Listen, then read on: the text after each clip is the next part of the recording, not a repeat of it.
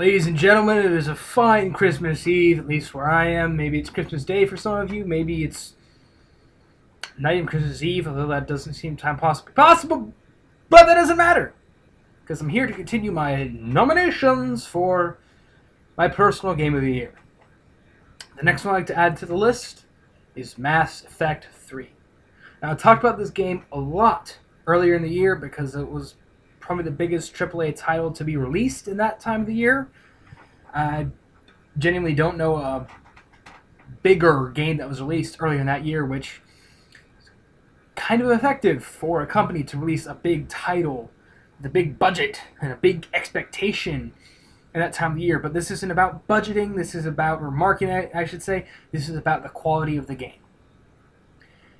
And of course, I must talk immediately about the end of the game. The huge, gargantuan controversy, good pronunciation, about the end of the game. My thoughts that I had back then were, I don't care as much as other people do about how and why they don't like the ending. I'm personally fine with the ending. You want to introduce a character at the last second? I can understand that. That doesn't bother me. You can think about, there are a lot of stories where a character is injected towards the very end. If you think about it, Jacob Taylor, squad mate Mass Effect 2, for his loyalty mission, you met his character, his father, I should say, at the very end of his mission, though he had been talked about and hinted at. And while granted this godchild isn't really talked about or hinted at as much, I can believe myself, at least, that it existed as what had been planned to happen when they built everything to come together. But that's just my justification for the end. A lot of other people don't like it. That's fine. Believe what you will. An opinion is one of the most important things you can have when it comes to video games. If you don't have your opinion and you don't share it, then you might as well not even bother playing the game, because then your thoughts of the game are going to nowhere, going to no one. But what to me qualifies it as the game of the year? One, the improvements over Mass Effect 2 in almost every single fashion. In fact, to be honest, everything that really bugged me about Mass Effect 2, which was fixed Mass Effect 1, was even better. The combat felt smoother, the RPG elements were a lot more intact when they were sort of lessened in Mass Effect 2. The amount of weapons you had access to really increased. I mean, granted, it's not as many as Mass Effect 1, but when you think about it, all the weapons were a lot the same, just depended on how you geared them out. And even then, can you tell the difference between an avalanche and another assault rifle in Mass Effect 1? Not really. That's not beat around the bush. You really can't. But Mass Effect 3 managed to make it so that every single assault rifle felt different. Every single pistol was its own pistol. Every single sniper rifle, shotgun, submachine gun, all of those weapons felt unique. And that's great. That really allows a player to play the game how they want to. Their Shepard has an M76 Revenant, and they have a M87 Mantis and a M3 Predator. And this other Shepard had an M8 Avenger and a Widow and a Katana, and that's their Shepard. And everybody's Shepard was a little different. And to me personally, that really helps drive the single-player game as something to be respected and enjoyed by everyone. However, there's one big component which surprised me, and I spent more time playing this year than probably any other game, and that was the multiplayer. Now, I've always admitted that I'm a fan of cooperative games. Like I said, I think they're going to become a lot bigger in the future. But what we had in Mass Effect 3 was not just your standard horde mode.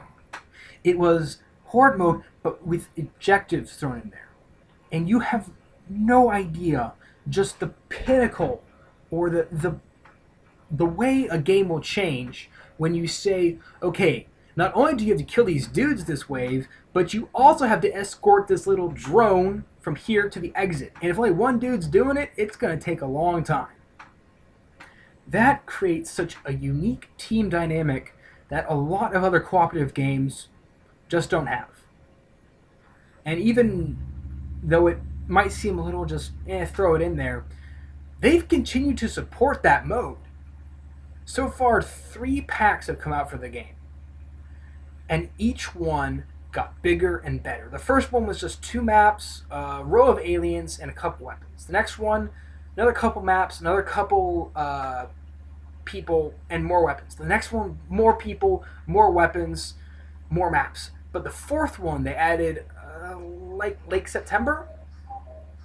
It's now gone up to 3 rows of new people, loads of new maps, and a whole challenge system, which rewards you with sort of all sorts of titles and banners, stuff that a lot of other games have that keeps you coming back. And this one just allows you to do it while doing it normally. Now, granted, I kind of wish they had granted stuff retroactively. That would have saved me a lot of time, but I shan't complain. I enjoy playing Mass Effect 3's multiplayer. So, can I gripe? No, not at all. I enjoy the game. I enjoy the multiplayer. And that's why I love it. That's why it's on this list. Every single element to me hits it out of the park. I absolutely love the campaign. A lot of the missions are not repetitive whatsoever. Now, granted, there are simple, go to the planet, grab this thing, but those are in every game that have quests. But every single mission felt unique. Grissom Academy feels very different from going to the Cerberus colony. They have different characters that you interact with. They have different ways you have to play through the level. And to me, that gives it a serious reason for qualifying as a Game of the Year. That's my Game of the Year. Well, at least one of the potential Game of the Years. I'm not going to tell you which one it is, though. Like I said, it's got to be the end of the year before I tell you. And tomorrow is, for me at least, Christmas. I don't know if I'll be able to add another one to the list with, a day to spare. Far Cry 3, Far Cry 3, Far Cry 3.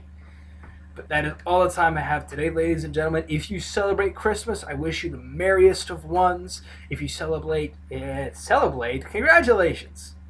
If you celebrate any of the other religions out there, I wish you the best December 25th you've ever had in your life. But otherwise, enjoy the rest of the year. I will see you again soon with yet another nomination for my Game of the Year. That is all. Thank you for watching, and I shall see all of you later.